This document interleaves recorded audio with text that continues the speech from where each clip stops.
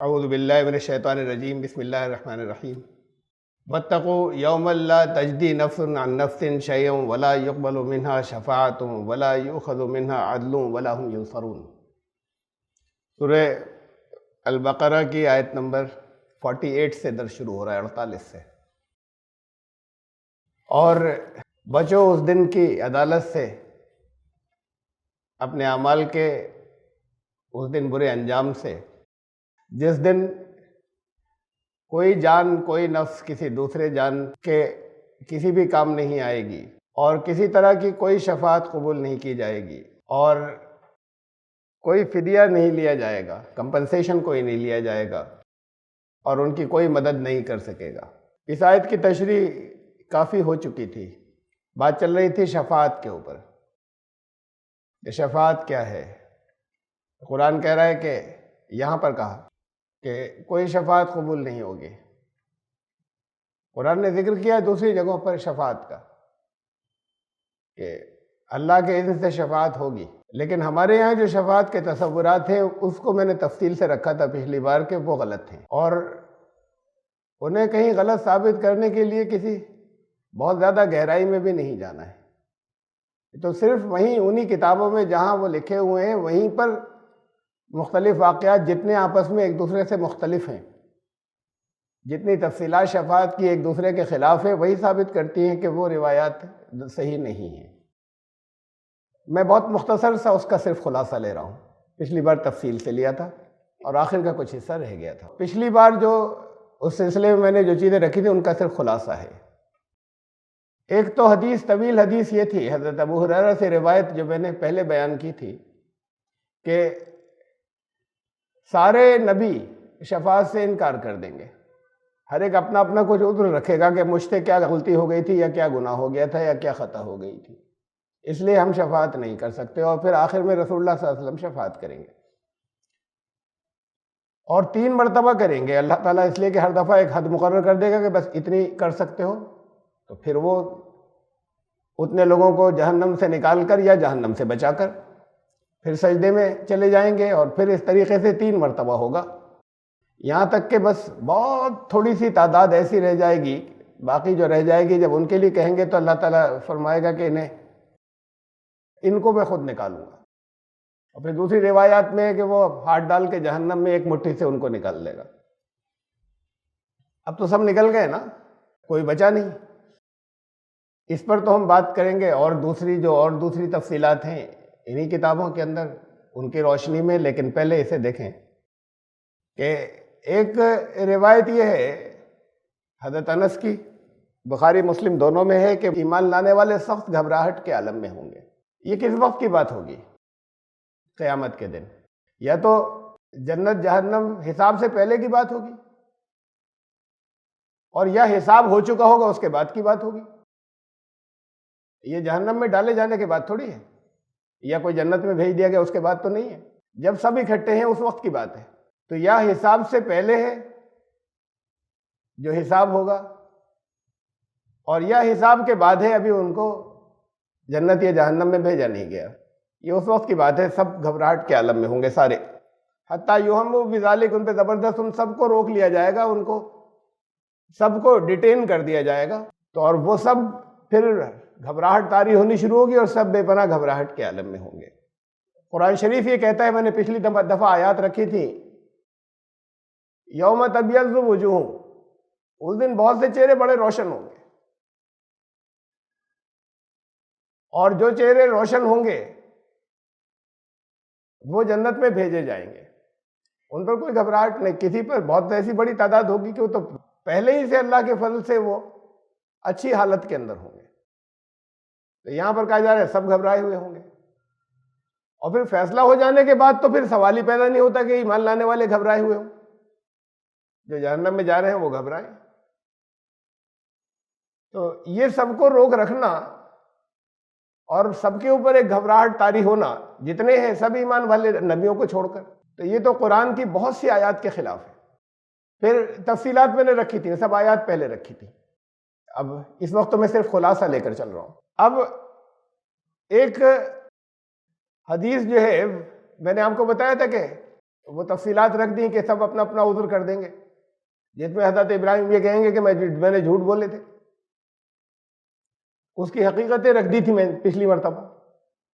نبی تو جھوٹا نہیں ہوتا، کوئی نہیں ہو سکتا، کبھی نہیں ہو سکتا۔ بہرحال اب یہ دوسری لمبی حدیث ہے، یہ بھی بخاری مسلم دونوں میں، یہ حضرت ابو سعید خدری سے روایت ہے، جس میں اللہ تعالیٰ یہ فرمائے گا کہ شفاعت الملائکہ، ملائکہ کر چکے شفاعت، فرشتوں نے شفاعت کر لی، سفارش۔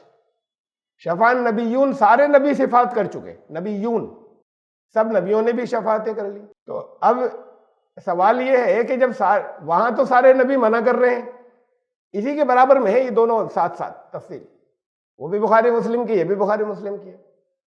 سارے نبی منع کر رہے ہیں کہ ہم سے تو غلطیاں ہو گئی تھی یا خطا ہو گئی تھی یا گناہ ہو گئے تھے، ہم نہیں کر سکتے، اور پھر رسول اللہ صلی اللہ علیہ وسلم کریں گے اور کوئی بچے گا نہیں، جو تھوڑے سے بچیں گے ان کو اللہ تعالیٰ رائے کے دانے کے برابر ایمان ہوگا، وہ کہے گا کہ ابھی میں خود نکال لوں گا۔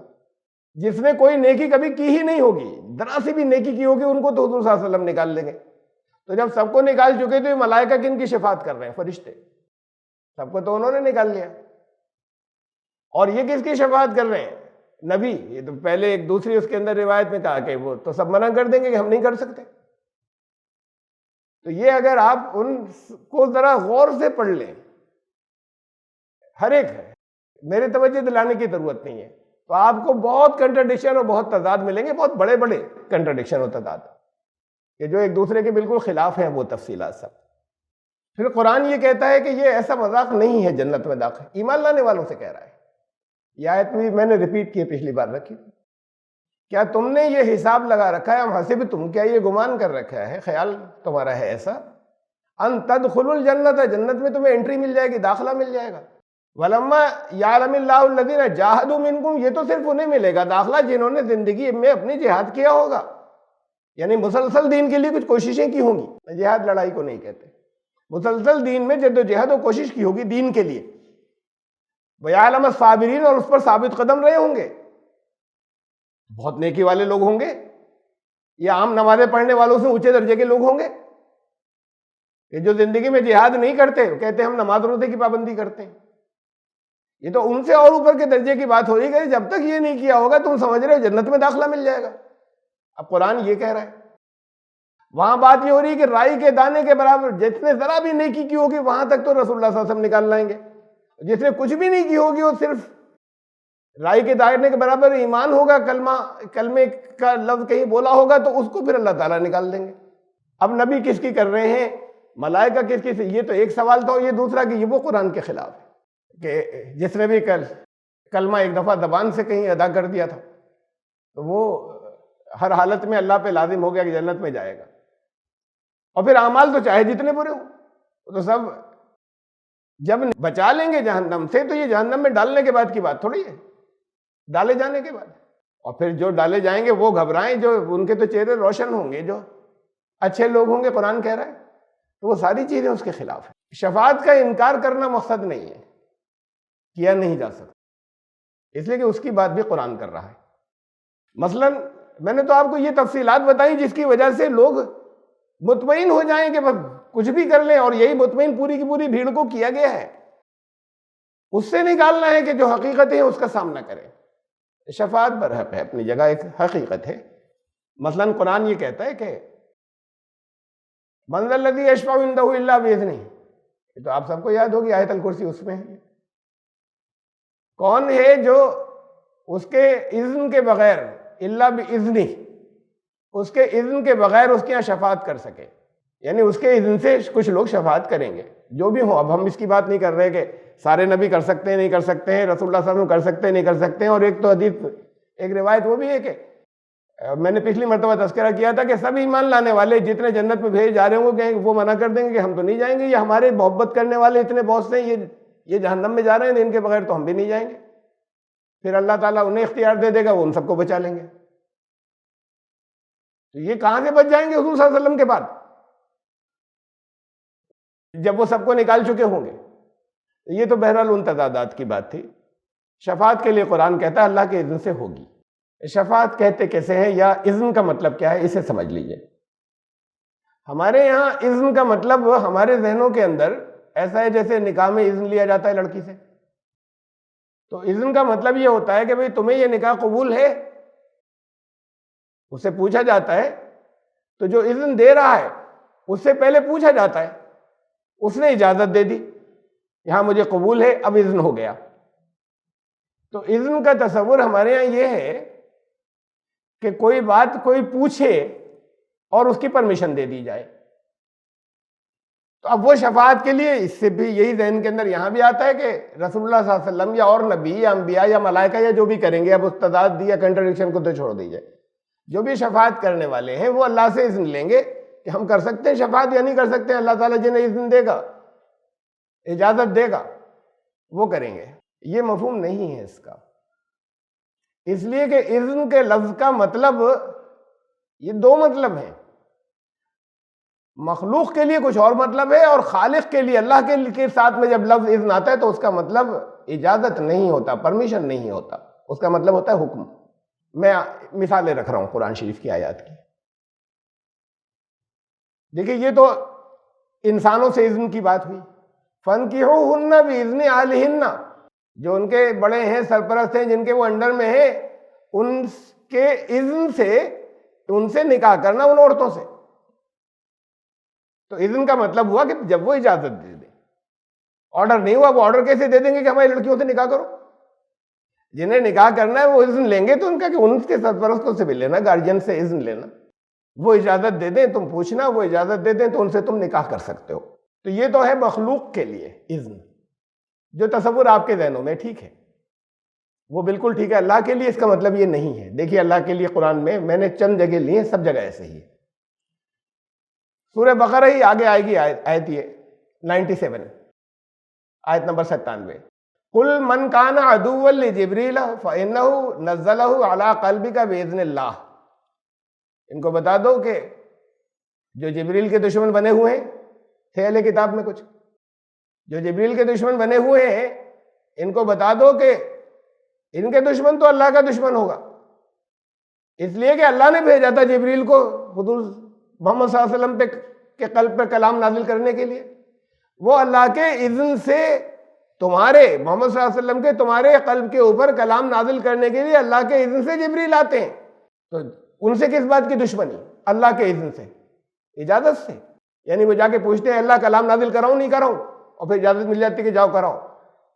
اللہ نے حکم دیا کہ یہ کلام نازل ہونا ہے. تو یہاں اجازت نہیں ہے، پرمیشن نہیں ہے، وہ نکاح والا یا مخلوق والا اذن نہیں ہے. اذن کا مطلب ہر جگہ ترجمہ بھی سب نے یہی کیا ہے، حکم سے. اللہ کے حکم سے جبریل کلام نازل کرتے ہیں. حضرت جبریل اللہ کی اجازت سے نہیں. ایسی وہ اجازت نہیں کہ پہلے وہ اجازت طلب کرتے ہیں کہ میں کیا کلام نازل کروں، میں کرنا چاہ رہا ہوں ذرا، تو وہ اجازت دے دیتا ہے. اللہ نے حکم دیا، اسے اللہ کا اذن کہتے ہیں. اور دیکھیے وَمَا كَانَ لِنَفْسٍ أَن تَمُوتَ إِلَّا بِإِذْنِ اللَّهِ كِتَابًا مُؤَجَّلًا. کوئی نفس، کوئی جان ایسی نہیں ہے کہ اللہ کے اذن کے بغیر موت آ جائے اسے. اور یہ اس کی بھی ایک مدت ہے اللہ کے قانون کے اندر کہ کیسے آئے گی، کب آئے گی. اللہ کے اذن کے بغیر موت نہیں آئے گی کسی کو، اجازت کے بغیر. کہ پہلے وہ اجازت لے گا کہ اب میں مر جاؤں. جس کو نہیں ملے گی وہ نہیں مرے گا، جسے مل جائے گی وہ مر جائے گا. اجازت تو اسے کہتے ہیں. یعنی وہ جو اذن کا جو تصور مخلوق کے بارے میں آپ کے ذہن میں ہے وہ یہ ہے کہ کوئی مرنے والا جو ہے اس کی جان یا اس کا نفس پہلے اللہ سے پوچھے کہ میں مرنا چاہ رہی ہوں یا مرنا چاہ رہا ہوں. اللہ کے حکم کے بغیر کسی کو موت نہیں آئے گی. تو جب اللہ کے ساتھ یہ لفظ آتا ہے تو وہاں مطلب ہوتا ہے حکم، اذن کا مطلب، وہاں پرمیشن نہیں ہوتا. اور دیکھیے وَمَا أَرْسَلْنَا مِن رَّسُولٍ إِلَّا لِيُطَاعَ بِإِذْنِ اللَّهِ، سورہ 4 آیت نمبر 64 سورہ نساء کی. ہم نے جو رسول بھی بھیجا وہ اسی لیے بھیجا إِلَّا لِيُطَاعَ کہ اس کی اطاعت کی جائے، اس کو اوبے کیا جائے اللہ کے اذن سے. پہلے اللہ سے پوچھیں کہ ان کی اطاعت کریں ہم، پرمیشن نہیں. اللہ کا حکم ہے اس کی اطاعت کی جائے گی جب رسول آئے گا. تو اذن کا مطلب ہے حکم، جب اللہ کی طرف سے اذن ہوگا. وہاں پرمیشن نہیں کہ کوئی پرمیشن لے رہا ہے کہ آپ پرمیشن دے دیجیے، ہمارے پاس آئے ہیں رسول بن کر، ہم ان کی اطاعت کریں یا نہیں کریں. اللہ کے حکم سے ان کی اطاعت کی جائے گی. ہم نے جتنے رسول بھیجے وہ اس لیے بھیجے. یہدی بہ اللہ من اتبع رضوانہ سبل السلام ویخرجہم من الظلمات الی النور باذنہ. اذن کا لفظ میں مختلف جگہوں پہ دکھا رہا ہوں. جب اللہ کے ساتھ آیا کہ وہ اس کے ذریعے جو اتباع کرے اس کی رضا کی، اس کو اللہ جو ہے وہ صحیح راستے دکھاتا ہے، ہدایت کے راستے، سلامتی کے راستے، سبل السلام. وَيُخْرِجُهُم مِّنَ الظُّلُمَاتِ إِلَى النُّورِ بِإِذْنِهِ، اور انہیں نکال کر لے جاتا ہے اندھیروں سے اجالے کی طرف بِإِذْنِهِ، اپنے اذن سے، پرمیشن سے نہیں، اپنے حکم سے، اپنے مشیت سے، اپنے ول سے، اجازت سے نہیں. الا بِإِذْنِهِ، وہ مِّنَ الظُّلُمَاتِ إِلَى النُّورِ بِإِذْنِهِ. اس کی رضا یا اس کا حکم یہ ہے کہ ان کو لے جاؤ اجالے کی طرف جنہوں نے ہدایت کی اتباع کی ہے، پیروی کی ہے، انوسرن کیا ہے. اور دیکھیں میں بہت سی جگہ دکھا رہا ہوں کہ اتفاق نہیں ہے کوئی، مختلف جگہوں پہ جہاں اللہ کے ساتھ لفظ اذن آیا. سورہ مومن کی آیت ہے 78. وما کان لرسول ان یاتی بآیۃ الا باذن اللہ. کوئی رسول کوئی آیت نہیں لا سکتا. اب آیت کے مطلب معجزے بھی ہوتے ہیں، نشانیاں بھی ہوتے ہیں، اور یہ جو اللہ کی طرف سے نازل ہو رہی ہے یہ بھی آیت، یہ سب آ گئی اس کے اندر. کوئی رسول کوئی آیت جو ہے وہ پیش نہیں کر سکتا اللہ کے حکم کے بغیر، اللہ کی پرمیشن کے بغیر. کیا یہاں حضرت موسیٰ پہلے پوچھ رہے ہیں اللہ سے اجازت لے رہے ہیں لاٹھی ماروں؟ اللہ کا حکم آیا کہ بھئی یہاں آپ اپنے عصا کا، تم اپنے موسیٰ اپنے عصا کا استعمال کرو. رسول اللہ صلی اللہ علیہ وسلم پوچھ رہے ہیں اللہ اس آیت کو کیا لوگوں کے سامنے پیش کر دوں؟ پھر اللہ کی پرمیشن آئے گی. اللہ کا حکم ہے کہ یہ تمہارے اوپر نازل ہوا ہے پہنچا دو. بلغ ما انزل الیک من ربک، پہنچا دو جو بھی تمہارے رب کے پاس سے آتا جائے. یہ اللہ کا حکم ہے، پرمیشن نہیں. یعنی وہ پرمیشن نہیں جس میں پہلے کوئی پوچھے اور پھر وہ اجازت گرانٹ ہو رہی ہے، پرمیشن گرانٹ ہو رہی ہے. ایسی کوئی پرمیشن نہیں. ما اصاب من مصیبت، سورہ 64 آیت نمبر 11. ما اصاب من مصیبت الا باذن اللہ. جو مصیبت آتی ہے اللہ کے اذن سے آتی، اللہ کا قانون ہے، اس کے حکم کے مطابق آتی ہے. اللہ سے اجازت لے کے نہیں آتی کہ بتائیے نازل ہو جاؤں میں فلاں کے اوپر. تو یہ جو حالات پیش آتے ہیں اللہ کے حکم، اللہ کے مشیت سے، اللہ کے ول سے آتے ہیں، اللہ کے حکم سے آتے ہیں. تو اللہ کے ساتھ میں جب بھی ذکر آئے گا، لفظ اذن آئے گا، اس کا ترجمہ ہوتا ہے حکم. اس کا ترجمہ یہ نہیں ہوتا کہ ذرا آپ اجازت دے دیجیے تو جسے چاہے اجازت دے دے اور جسے چاہے نہ دے. اس کا یہ ہوتا ہے جب بندوں کے لیے لفظ اذن آتا ہے تب ہوتا ہے کہ کوئی پوچھ رہا ہے تو اس کا اذن دے دیا کہ مطلب اجازت دے دی. من ذا الذی، اب دوبارہ وہ آیت پہ آ رہا ہوں. من ذا الذی یشفع عندہ الا باذنہ. کون ہے جو اس کے حکم کے بغیر شفاعت کر سکے؟ پرمیشن کوئی نہیں لے گا کہ بتائیے شفاعت کروں نہیں کروں. وہ جن کو ڈپیوٹ کرے گا کہ تم شفاعت کر دو، یہ اللہ کے حکم سے ہوگا. کوئی اجازت نہیں لے گا کہ میں ان کی شفاعت کرنا چاہتا ہوں. تو یہ تو ترجمہ ہی نہیں ہے اس کا، اذن اللہ کا. ہمارے یہاں اذن اللہ ہے وہ اذن جو ہمارے ذہنوں کے اندر ہے، جو بندوں کے لیے لفظ استعمال ہوتا ہے، اس کی وجہ سے جگہ جگہ ترجموں میں بھی آ گیا ہے. اس کی اجازت کے بغیر کوئی سفارش نہیں کرے گا. تو اس اجازت سے ذہن کے اندر بات یہ آتی ہے کہ پوچھیں گے کہ اللہ میں ان کی سفارش کرنا چاہتا ہوں، پھر اللہ تعالیٰ اپنی رحمت سے اجازت دے دیں گے تو وہ سفارش کریں گے. اللہ باذنہ، اس کے اذن کے بغیر نہیں ہوگی کا مطلب اس کے حکم کے بغیر نہیں ہوگی. پرمیشن کوئی نہیں لے رہا. وہ جسے کہے گا کہ تم ان کی شفاعت کر دو وہ شفاعت کریں گے بس. وہ ٹرانسلیشن ہی غلط ہے جس سے یہ غلط مفہوم پیدا ہوا ہے. اور ترجمہ یہ چند اور آیات دیکھ لیں اسے شفاعت کے بارے میں. اللہ کے حکم سے ہوگی. وَلَا تَنْفَعُ الشَّفَاعَةُ عِندَهُ إِلَّا لِمَنْ أَذِنَ لَهُ. کوئی شفاعت کسی کے لیے نہیں ہوگی، کوئی شفاعت کسی کو نفع دے ہی نہیں سکتی. الا لمن اذن له، سوائے اس کے کہ وہ حکم دے کہ تم کرو. اس کے حکم سے ہوگا جو کچھ ہوگا. اسے پرمیشن نہیں لے گا کوئی. کسی کی مجال نہیں ہے کہ وہاں یہ پرمیشن لے حساب کے دن کے میں یہ چاہتا ہوں ذرا. کسی کی نہیں. قل للہ الشفاعۃ جمیعا، سن لو ساری شفاعت اللہ کے اپنے ہاتھ میں. لہو ملک السماوات والارض، اقتدار اس کا ہے آسمان اور زمین پہ، کسی اور کا نہیں. تو اس لیے شفاعت ٹوٹل اس کا اختیار ہے. وہ جسے حکم دے گا وہ شفاعت کریں گے جن کے لیے. پھر بات کیا ہوئی ہے؟ انصاف کرنے والا شفاعت کیوں کروا رہا ہے کسی سے؟ معاف کرنا اس کے اپنے ہاتھ میں ہے. کسی کو معاف کرنا چاہتا ہے تو کسی سے یہ کیوں کہے گا کہ تم ذرا سفارش کر دو ان کی، تم ان کے ساتھ کھڑے ہو جاؤ، تم شفاعت کر دو. کسی کو کیوں حکم دے گا؟ ہمارے یہاں دیکھیں میں مثال رکھ رہا ہوں. انصاف کے جتنے اصول آپ کے یہاں مسلم مانے جاتے ہیں کہ انصاف تو اسے کہتے ہیں، نیچرل جسٹس، وہی انصاف کا قانون اللہ کے یہاں سے۔ کسی کمپنی میں مینیجر نے، ایک سیکشن کے مینیجر نے نکال دیا، ایک ملازم کو نکال دیا، گڑبڑ کرتا تھا، بہت وارننگ دے چکے تھے، نہیں مانے، انہیں کہا کہ بھائی جاؤ۔ پہلے دن کوئی نہیں نکالتا، کبھی نہیں نکالتا کسی کو، دنیا میں آج تک کسی نے نہیں نکالا۔ بس ذرا سا ایک بات بری لگے، ان کے بھاگ یہاں سے، تو بہت دن چھوٹ دی جاتی ہے، بہت برداشت کیا جاتا ہے، آخری بات ہوتی ہے کہ اچھا اب جاؤ، اب گنجائش نہیں بچی۔ اب بات مالک کے پاس پہنچی، پروپرائٹر کے پاس، ڈائریکٹر کے پاس گئے، روتے پیٹتے۔ اگر کچھ مارجن بچا ہو، تھوڑا بہت اس کے دل میں گنجائش، اس کی اپنے کنڈکٹ کی وجہ سے امپلائی کی، اس کے بعد بھی ان کے پاس رپورٹیں جاتی ہیں کہ اچھا اور دے دیں موقع، معاف کر دیں۔ تو اچھا امپلائر یا اچھا ڈائریکٹر یا اچھا وہ ہوتا ہے، اور وہ اچھے جو بڑی کمپنی اس کے ہوتے ہیں وہ سب اچھے ہی ہوتے ہیں، ورنہ اچھی جگہ پر نہیں ہوتے۔ تو وہ ایسا نہیں کرتا کہ میں جاؤ، میں نے لکھ دیا رکھیں گے تمہیں، رکھیں گے کیسے نہیں مینیجر صاحب، تو ان کی تو کوئی حیثیت ہی نہیں بچی۔ پھر انہوں نے نکالا، وہ اوپر سے قانون لیا کہ ہمیں رکھ لو، تو کہتے اچھا جاؤ مینیجر صاحب، پھر جاؤ، مینیجر صاحب معاف کر دیں گے تو رکھ لوں گا، ایک بار اور معافی مانگو، یہ کہہ دیں گے تو رکھ لوں گا۔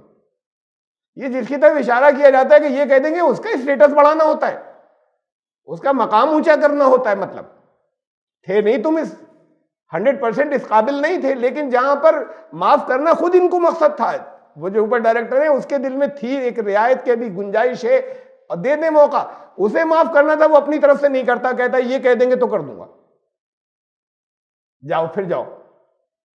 یہ ان کا اسٹیٹس باقی رکھنا ہوتا ہے، ان کا مرتبہ بڑھانا ہوتا ہے، معاف تو خود کرنا ہے، لیکن وہ خود نہیں کرتے، وہ تو کرواتے ہیں دوسرے سے، اپنے نیچے والے سے کرواتے ہیں سب، اور اس لیے کرواتے ہیں کہ ان کا مقام اونچا بنے، ان کی عزت، ان کی سربلندی، ان کا مرتبہ جو ہے وہ اونچا ہوتا ہے۔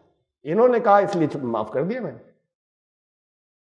یہ شفاعت ہے کہ وہ جن کے مقام اور جن کے مرتبے اللہ کو اس دن بلند کرنے، ان کو جن کا مارجن کے لیے خود مارجن موجود ہے کہ اچھا ذرا سا نیچے جیسے گریس مارکس دے دیتے، لیکن تھی کچھ اور خوبیاں، اس میں تو نہیں آ رہے تھے، وزن میں تھوڑا سا فرق تھا، تو معاف تو کرنا مقصد تھا ان کا کہ تم سفارش کر دو، یہ ان کا مرتبہ بلند کرنا ہے، معاف تو خود ہی کرنا ہے۔ وہاں یہ نہیں ہوگا کہ کوئی اپنی مرضی سے کہے کہ میں ان کے لیے معاف کرا، ان کو معاف کرانے آیا ہوں، پھر سب نکل جائیں گے، کوئی بچے گا ہی نہیں، تو وہ انصاف تو ختم ہو گیا۔ والوزن یومئذ الحق، اس دن وزن کا ہونا حق ہے، مذاق نہیں ہے وہ۔ قرآن نے کہا بلا من کسب سیئۃ، جس نے برائی کمائی، وَأَحَاطَتْ بِهِ خَطِیئَتُهُ، وہ برائیاں اتنی ہو گئیں کہ گھیر لیا، احاطہ کر لیا اس کا، فَأُولَٰئِکَ أَصْحَابُ النَّارِ، وہ آگ والے لوگوں کے، ہم فیہا خالدون، وہیں رہیں گے۔ تو یہ شفاعت کا سارا تصور لوگوں کو میٹھی نیند سلانے کے لیے، یہ اپنے مختلف جو ان کے مقتدی ہیں یا ان کے پیر ہیں یا ان کے جنہیں بزرگ کرتے ہیں، ان کے مزاروں پہ بھیڑ لگوانے کے لیے، یا یہ مختلف لوگوں کو جو کچھ قرآن نے کہا ہے اس سے ہٹانے کے بعد، کہ ہم ایسا ہی ہے کہ جیسے خود مالک بنے بیٹھے درمیان میں بہت سے۔ اچھا یہ بھی تو سوچئے، سارے نبی تو انکار کر دیں گے، پتہ نہیں کتنے اولیاء سفارش کریں گے۔ دیکھیے رسول اللہ صلی اللہ علیہ وسلم کا اسٹیٹس بھی اللہ کے سامنے یہ ہے، اللہ کے محبوب اپنی جگہ ہے، اس سے کوئی انکار نہیں۔ کہہ دو ان سے، اللہ نے کہا ہے قل انی اخاف ان عصیت، میں کوئی طرح سی گڑبڑ کروں، نافرمانی کروں، ان عصیت ربی عذاب یوم عظیم، میں خود اللہ کے عذاب سے ڈرتا ہوں کہ ذرا سے بھی کوئی نافرمانی کر بیٹھے، اور لوگ بھیڑ کی بھیڑ کرے گی اور خوب کرے گی، اور ذرہ برابر نیکی اکاؤنٹ میں نہیں رہ جائے گی، ان کی شفاعت کرنے کھڑے ہوں گے کہ میں کچھ غلطی کروں، میں کہیں اگر سلپ ہوں تم میں نہیں ہوں گے، کہا کہ میں، اور اللہ نے کہا کہ تم کہہ دو لوگوں سے، اللہ تم لوگوں سے یہ کہہ دو کہ میں بھی اس کے عذاب سے ڈرتا ہوں، اگر میں کہیں خطا کر دوں تو تم کیسے بچ جاؤ گے؟ اور شفاعت کا تصور دیا گیا ہے نا، بھیڑ کے جو جس کا عقیدت مند ہوگا وہ اپنی بھیڑ کو ساتھ میں لے جائے گا۔ میں تو آخری دور پر رسول کی بات کر رہا ہوں، رسول اللہ صلی اللہ علیہ وسلم کی شفاعت کریں گے، وہ تو جن کے لیے اللہ کرے گا تو کریں گے، اور بھی کچھ اللہ کے بندے ایسے ہو سکتے ہیں، کون کون ہم نہیں جانتے، جن کے لیے اللہ کہے گا کہ تم، یہ ان کا مقام بلند کرنے کے لیے ہوگا اپنی مرضی سے. اپنی مرضی سے تو وہ لوگوں کو بچوائیں گے تھوڑی، وہ ان کے خلاف گواہی دیں گے. لوگوں ان کے جو ان کے ماننے والے تھے ان کے خلاف گواہی دیں گے. قرآن کہہ رہا ہے، قرآن میں تو یہ ہے، وقال الرسول یا ربی ان قوم اتخذوا هذا القرآن مہجورا. رسول گواہی دیں گے، اللہ کے رسول صلی اللہ علیہ وسلم کھڑے ہو جائیں گے ان لوگوں کے خلاف جو ایمان لانے والے تھے، جنہوں نے قرآن کو چھوڑ رکھا تھا. مہجورہ، ہجرت کرا دی تھی، یعنی اپنی زندگی میں سے قرآن کو نکالا ہوا تھا. جنہوں نے زندگی میں سے قرآن کو نکالا ہوا تھا، رسول کھڑے ہو جائیں گے اور فریاد کریں گے ان کے خلاف. یہاں کہہ رہے ہیں کہ نہ کچھ بھی کرتے ہو، ایک بھی عمل نیک نہیں ہو، رسول سجدے میں پڑے ہوں گے کہ ان کو میں نکال رہا ہوں، رسول وہاں کھڑے ہوں گے کہ یہ ان کے خلاف گواہی دینے کے لیے. قرآن تو یہ کہہ رہا ہے. تو وہ سارے تصورات جو دیے گئے وہ اس کے خلاف ہیں. اللہ جن کو چاہے گا ان کے لیے اپنے محبوب بندوں کو کھڑا کر دے گا کہ تم ان کے ساتھ کھڑے ہو جاؤ، میں معاف کر دوں گا. یہ ان کے مرتبے، ان کے مقام کی بلندیاں ہیں. کوئی اپنی مرضی سے وہاں پر نہیں کر سکے گا، اور کرے گا بھی نہیں. کر سکنا دوسری بات ہے، کرے تو اللہ والے نہیں ہوئے. اللہ کے جتنے محبوب بندے تھے، میں مثال دے رہا ہوں، حضرت ابراہیم علیہ السلام خلیل اللہ، ان کو خواب میں وہی نہیں آئی تھی. خواب میں ایسا محسوس ہوا کہ خواب یہ دیکھ رہے ہیں کہ اپنے بچے کو ذبح کر رہے ہیں، اکلوتے بیٹے کو. ان کا چلو لے گئے ذبح کرنے کو. ذرا انتظار کیا ہوتا. خواب کی تو تعبیریں بھی ہوتی ہیں، نبیوں کے خوابوں کی بھی تعبیریں ہوتی ہیں. خواب سچے ہوتے ہیں، لیکن نبیوں کے خوابوں کی بھی تعبیر ہوتی ہیں، بہت ہیں. رسول اللہ صلی اللہ علیہ وسلم کے خوابوں کی تعبیریں، حضرت یوسف علیہ السلام کے خواب کی تعبیر یہاں قرآن میں لٹرل لفظی معنوں میں مطلب اس کا اکثر بہت موقع پہ نہیں ہوتا ہے. کہ حضرت یوسف علیہ السلام نے قرآن میں خواب میں دیکھا کہ ان کو سورج اور چاند اور ستارے جو ہیں وہ سجدہ کر رہے ہیں. اس کا مطلب برآمد ہوا ان کی جوانی کے بعد، جب وہ مصر میں شاہ ہو گئے، اس وقت وہ جو مطلب ان کا یہ تھا مطلب اس کا کہ ان کے والدین بھی ان کے ایک طریقے سے اطاعت قبول کر کے وہاں پہنچ گئے کہ اب جیسے تم یہاں پہ رہ رہے ہو سب لوگ ویسے چلیں گے، اور سارے بھائی بھی پہنچ گئے. تو یہ تھے چاند تارے. اور پھر انہوں نے قرآن میں ہے کہ انہوں نے کہا یہ ہے میرے خواب کی تعبیر جو میں نے بچپن میں دیکھا تھا. تو نبیوں کے خوابوں کی بھی تعبیریں ہوتی ہیں، بہت سے خوابوں کی ایسے بھی ہوتے ہیں، لفظی معنوں میں بھی ہوتے ہیں. اب لفظی معنوں میں کوئی ایسا خواب ہے جو شریعت کے سراسر خلاف محسوس ہو رہا ہے، تعبیر نکالنے کی کوشش کریں گے، انتظار کریں گے وہی آ جائے، دعا کریں گے کہ اللہ واضح کر دیجئے، اور کہ بجائے اس کے کہ میں بیٹے کو فوراً. وہ تو جنون تھا ایک محبت کا جہاں سوچا ہی نہیں.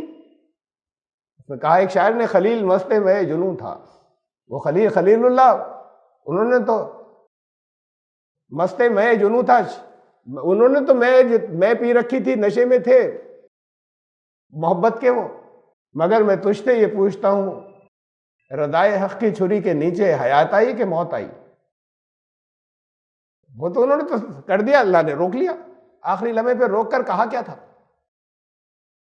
ارے خواب ہی تو دکھایا تھا، خواب کو سچا کیے دے رہے ہو. قد صدقت الرؤیا، خواب کو سچا کیے دے رہے ہو. یہ تو بہت بڑا امتحان ہو گیا کہ ان ھذا لہو البلاء المبین.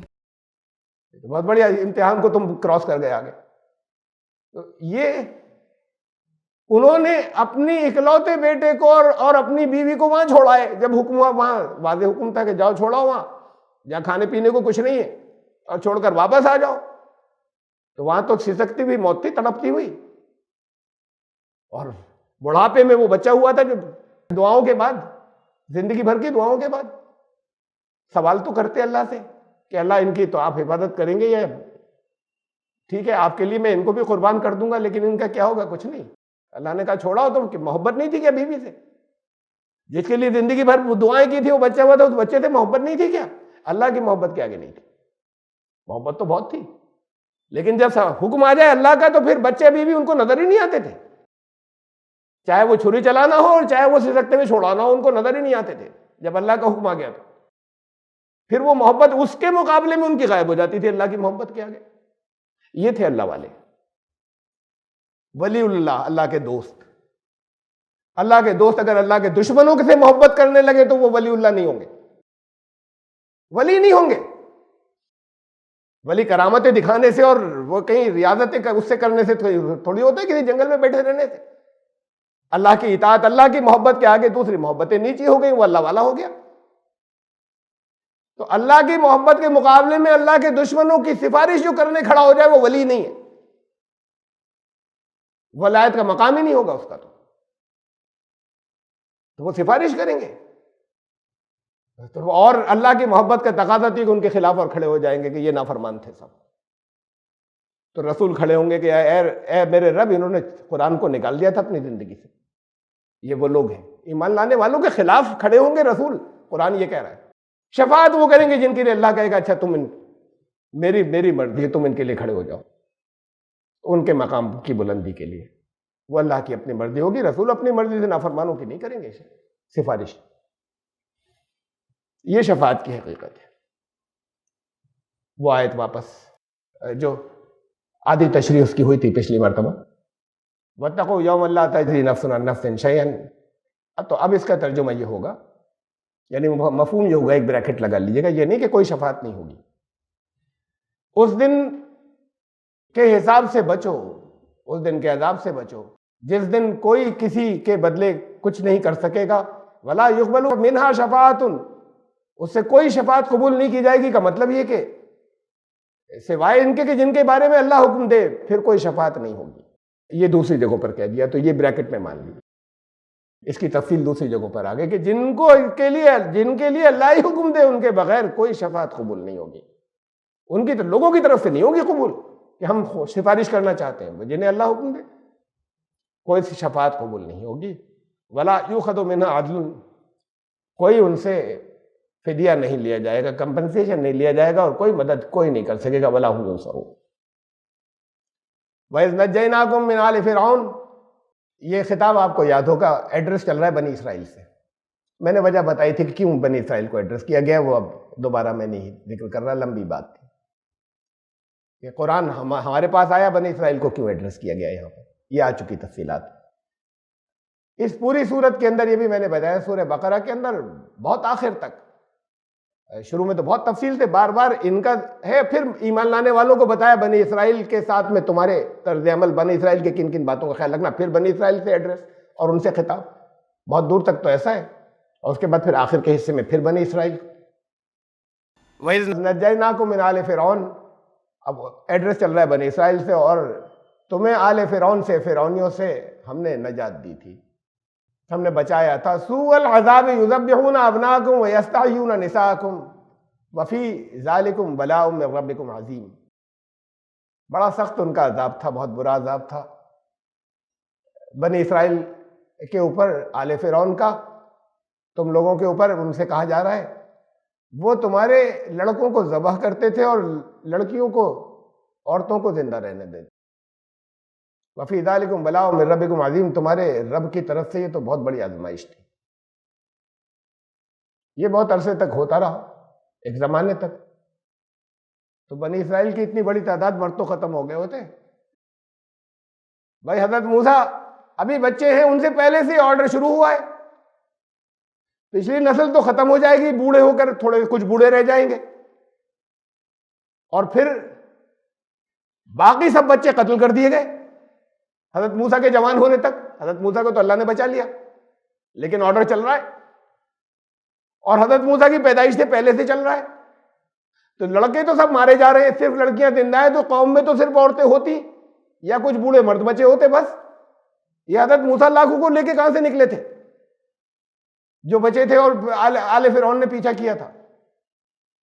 یہ سوال وہاں بھی کھڑا ہوا بائبل والوں کے سامنے، اس لیے کہ وہاں بھی ہے، وہاں بھی یہ تذکرہ ہے کہ یہ فرعون نے آرڈر دیا تھا، لیکن اس کی ڈیٹیلز وہاں ملتی ہیں ہمیں. اور جو ایسی ڈیٹیلز ہوں کہ جو قرآن نے جو کچھ کہا ہے اسے ایکسپلین کر دیں، واضح کر دیں، اس سے ٹکراتی نہیں، اس کے خلاف نہیں جاتی ہوں، تو وہ سب قبول کی جاتی ہیں. قرآن نے تفصیل نہیں دی ہے. حکم دیا تھا وہاں پر، یہ ہے ایکسوڈس بک کا نام ہے بائبل کی. یوں سمجھ لیں جنہیں نہیں معلوم ہے کہ بائبل کے اندر بہت سے نبیوں کی کتابیں ہیں، ان سب کا کلیکشن مجموعہ بائبل کہلاتا ہے. لوگوں کے ذہنوں میں بائبل انجیل ایک ہی ہے، عوام کے عام لوگوں کے، آپ میں سے تو بہت سے جانتے ہیں۔ بائبل کے اندر بہت سے نبیوں کی کتابیں، توریت بھی ہے، انجیلیں بھی ہیں، حضرت داؤد کی کتاب ہے جسے زبور آپ کہتے ہیں، اور پھر بہت سے وہ جن کے نبیوں کی کتابوں کو ہمارے یہاں نہیں سمجھا جاتا کتابیں تھیں، بائبل کے اندر ہے کہ یہ ان کے نبیوں کی کتابیں تھیں۔ حضرت سلیمان علیہ السلام کی کتاب، حضرت ایوب علیہ السلام کی کتاب، حضرت یونس علیہ السلام کی، اس میں سب سے پہلا جہاں سے بائبل شروع ہوتی ہے وہ توریت ہے، اور پھر کچھ اور بھی چیزیں ہیں، تاریخ کی کتابیں، یہ وہ سب ملا کے بائبل ہے۔ سب سے پہلے حضرت سے پہلا حصہ توریت ہے، اور اس میں 5 کتابیں ہیں اس توریت کے اندر۔ ان 5 کتابوں میں سے دوسری کتاب جو ہے وہ ہے، اردو میں کہتے ہیں کتاب خروج، اور انگلش میں اس کا نام انہوں نے رکھا ہے ایکسوڈس، اور ہندی میں اس کا نام رکھا ہے نرگمن۔ یہ اپنے یہاں ان کے یہاں کتابوں کے نام فکس نہیں ہوتے، یہ اس کے سب کے ٹرانسلیشن کر لیتے ہیں الگ الگ لینگویجز۔ تو یہ جو ایکسوڈس یا نرگمن نام کی کتاب ہے، اس کے پہلا ہی چیپٹر جو ہے، پہلا باب، وہ اس کے اندر شروع سے وہ بتایا گیا کہ مصر سے جن کو حضرت موسیٰ علیہ السلام لے کر نکلے، اور پھر ان کو اللہ نے نجات دی اور بچایا۔ اس پہلے باب کے اندر وہ تفصیلات جو شروع ہوئی ہیں، وہ نکلنا اور بچنا بات کو ہے، بات یہاں سے شروع ہوئی کہ کون کون تھے جنہیں حضرت موسیٰ لے کر نکل رہے تھے، اور پھر بات تو حضرت موسیٰ کی پیدائش سے شروع ہوئی اس باب کے اندر، پیدائش سے پہلے سے، کہ فرعون نے یہ حکم دیا کہ جتنے بھی ان کے یہاں، اور اس میں یہ ہے وجہ یہ دی گئی ہے کہ تعداد بہت بڑھ گئی تھی بنی اسرائیل کی، اور خوف یہ محسوس ہوا کہ یہ اتنے بڑھ گئے ہیں غلام قوم کے لوگ کہ کہیں پھر کوئی بغاوت نہیں ہو جائے، کہ یہ ہم پر حاوی نہیں ہو جائے، ڈومینیٹ نہیں کرنے لگے۔ تو اس نے حکم دیا کہ ان کے لڑکوں کو سب کو مار دیا جائے، اب جو بھی لڑکے پیدا ہوں۔ تو حکم ایسے نہیں دیا، یہ بستیاں الگ الگ ہوتی ہیں، غلاموں کی بستیاں، ایسا نہیں ہوتا کہ ان کی حکومت کرنے والوں کی غلامیوں کی آبادیاں مکس ہوں، غلام الگ رہتے ہیں کہیں جھوپڑ پٹی میں، اور بستیاں الگ ہوتی ہیں ساری، اور تعداد بہت بڑی تھی، بہت بڑی بستی الگ ہے جہاں بنی اسرائیل رہتے ہیں، اور حکومت کرنے والے رولر الگ رہتے ہیں سول لائنز میں۔ وہ سول لائنز کی بات بھی میں نے اور درس کے اندر آئی تھی کہ وہ سول لائنز باہر کے علاقوں میں بستا تھا نا، دور، یہ جو انگریز بھی بساتے تھے آ کے برٹشر، اپنی بستیاں یہ پبلک میں نہیں رہتے تھے، اب رولر تھے نا یہ حکومت کرنے والے، تو یہ بستیاں ہر جگہ بساتے تھے، شہر کے باہر یا کنارے پہ، اور پھر اس کو بہت اچھا بناتے تھے، اسے کہتے تھے سول لائنز ہر جگہ۔ سول یہ مہذب لوگوں کا علاقہ ہے، یہ باقی تو سب غلام ہیں، یہ جو شہر پرانا چلا رہا ہے۔ تو وہاں قرآن کے اندر ذکر ہے کہ وجاء من اقصى الْمَدِينَةِ رَجُلٌ يَسْعَىٰ، پیغامبر پیغام لینے والا وہ ادھر سے دور کے حصے سے، بستی کے باہر کے حصے سے، وہ سول لائن سے آیا، ادھر سے آیا۔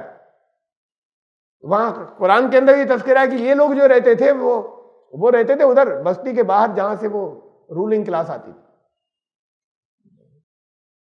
ان کی بڑی بستی اپنے پرانے شہر کی بستی تھی، رولنگ کلاس کی بستیاں الگ تھیں، اور ان کی تعداد بہت بڑی تھی، جس سے ان کو ڈر محسوس ہونے لگا کہ اب یہ کہیں ہاتھ سے نہیں نکل جائے۔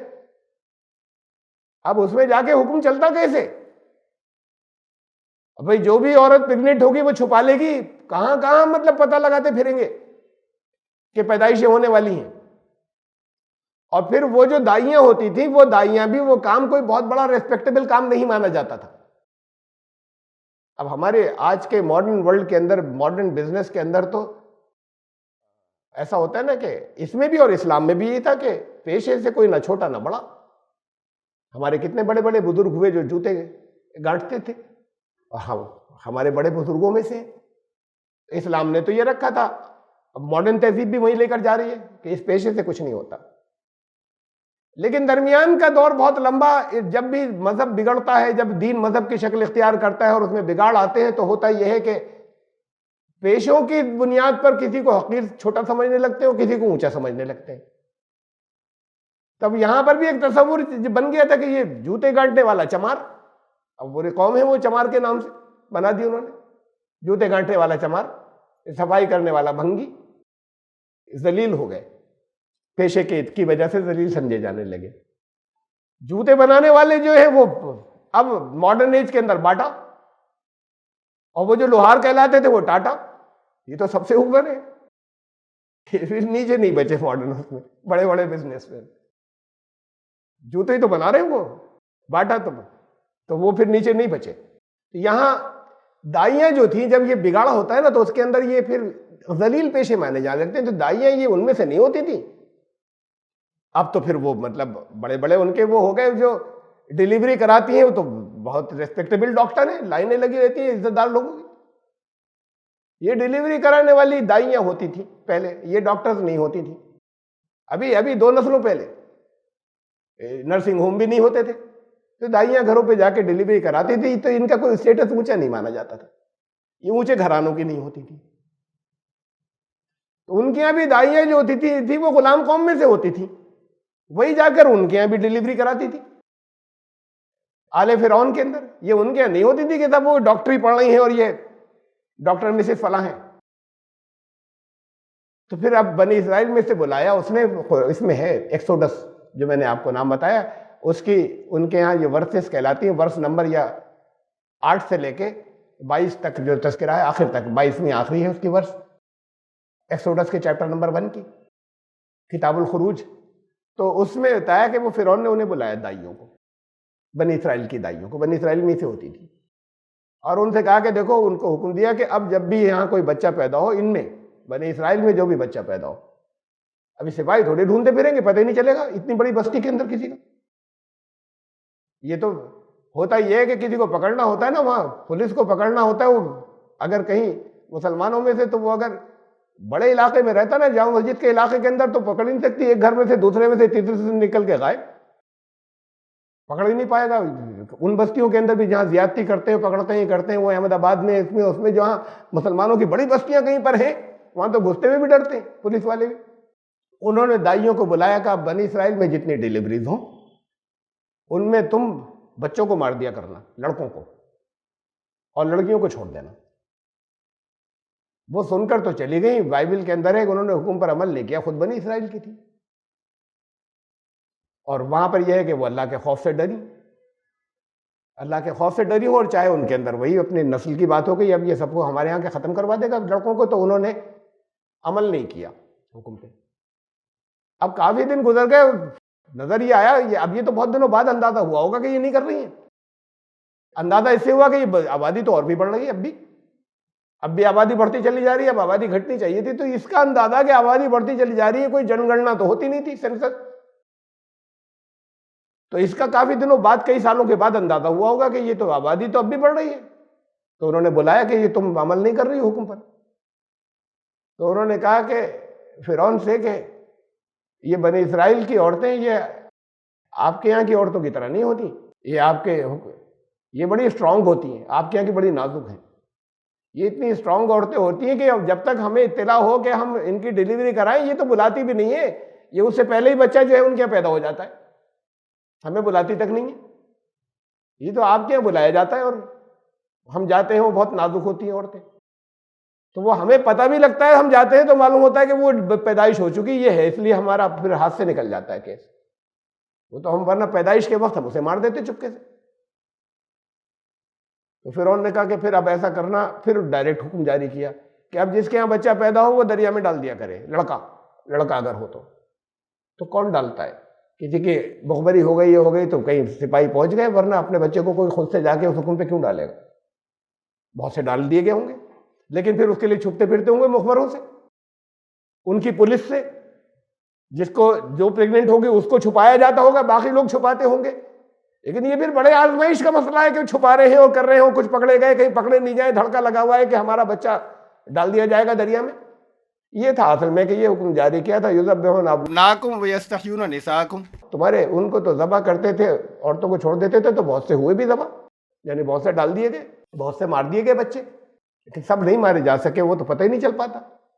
لیکن ایک آزمائش ہے قوم کے اندر کہ کہاں ان کو چھپاتے پھر رہے ہو، کیسے دوسرے بھی چھپا رہے ہیں، کیسے چھپائیں، مخبر اطلاع دے رہے ہیں، یہ چھاپے مار رہے ہیں اور بچ کر نکل رہے ہیں. تو یہ ایک پوری قوم ایک آزمائش سے گزر رہی تھی. فی ذالکم بلاء من ربکم عظیم، اس میں تمہارے رب کی طرف سے بہت عظیم بڑی آزمائش تھی. تو پورا واقعہ یہ ایسے ہے. اس کا سیناریو قرآن نے یہ دیا کہ اس کا حکم یہ تھا، اور مار دیتا تھا بہت لوگوں کو، اس کا حکم یہ تھا، بہت سے مارے بھی جاتے تھے. لیکن تمہاری قوم بڑی آزمائش سے گزری، بڑی سخت ان دنوں میں. وَإِذْ فَرَقْنَا بِكُمُ الْبَحْرَ فَأَنْجَيْنَاكُمْ وَأَغْرَقْنَا آلَ فِرْعَوْنَ وَأَنْتُمْ تَنظُرُونَ. اور ہم نے تمہارے لیے سمندر کو جدا کر، فرق کہتے ہیں کسی ایک چیز سے دوسری کو الگ کر دینا. تو ہم نے سمندر کو ہٹا دیا تمہارے پاس، تمہارے ساتھ میں. وَأَغْرَقْنَا آلَ فِرْعَوْنَ، آل فرعون کو ہم نے غرق کر دیا. وَأَنْتُمْ تَنْظُرُونَ، یہ سب تمہاری نظروں کے سامنے ہوا. تم جانتے ہو، تم وہی ہو جو بچ کر وہاں سے نکلے تھے. تمہاری دیکھی ہوئی چیزیں ہیں. ان سے بنی اسرائیل سے کہا جائے ان کی دیکھی ہوئی چیزوں کا مطلب یہی ہوتا ہے کہ یہ تمہارے علم میں ہے. تو یہ کہنے کا یہ لٹریری انداز ہے کہ سب تمہاری دیکھی ہوئی باتیں.